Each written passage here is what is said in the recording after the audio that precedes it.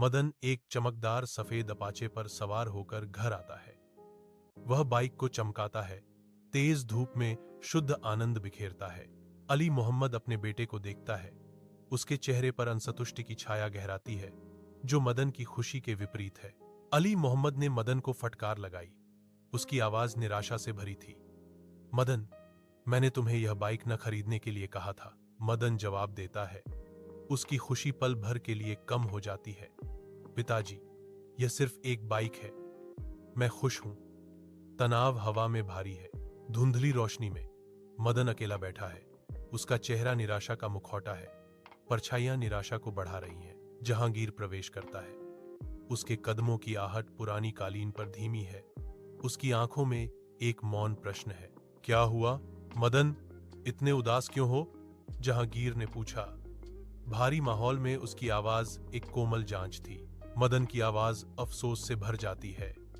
मुझे लगता है कि पिताजी सही थे। मुझे बाइक नहीं खरीदनी चाहिए थी। जहांगीर दिलासा देते हैं। उनके शब्द मरहम हैं। चिंता मत करो मदन, सब ठीक हो जाएगा। मदन धूल भरी गांव की सड़क पर साइकिल चलाता है। सूरज उसकी पीठ पर तप रहा है। उनकी बाइक की लयबद्ध चरमराहट गांव के जीवन की आवाजों के साथ मिल जाती है। वह ग्रामीणों को घर बनाते हुए देखता है। उनके आंदोलनों सटीक और अनुभवी हैं। मदन के चेहरे पर एक उदास भाव आता है, क्योंकि उसके पिता की याद उसके दिमाग में कौंधती है। बाइक धीमी होती है, लड़खड़ाती है और फिर रुक जाती है, क्योंकि मदन विचारों में खोया हुआ है। वह उतरता है।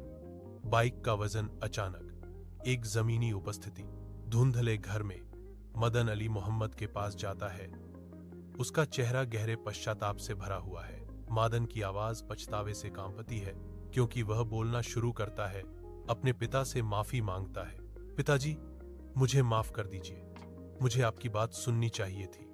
मदन गिड़गिड़ाता है। उसकी आंखें पश्चाताप से भरी हैं। मैं वादा करता हूं कि आगे से मैं सोच समझकर फैसले लूंगा और आपका सम्मान करूंगा। He vows, his voice thick with emotion. Ali Mohammad ने मदन की ओर देखा। उसकी अभिव्यक्ति समझ और पितृ प्रेम से नरम पड़ गई। कोई बात नहीं बेटा, मुझे खुशी है कि तुम्हें अपनी गलती का एहसास हुआ। Ali Mohammad response, his voice gentle and forgiving.